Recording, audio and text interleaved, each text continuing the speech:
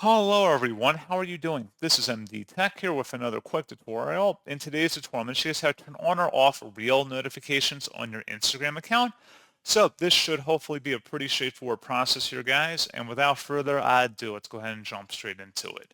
So all you have to do is sign into your Instagram account and select your profile icon in the bottom right corner to open up your profile page. Then you want to select the hamburger icon in the top right and go down underneath versus how you use Instagram and select notifications. Go underneath where it says live and reels and select that. And you can just disable the notifications here by selecting off for whatever preferences you want. So for reels made for you, for example, you could just turn them off. You could turn off most watched reels, recently uploaded reels, just turn off basically all of them in here. And that would disable the reel notifications. And the opposite would be true if you wanted to re-enable it or turn it on. You would just select the corresponding on options.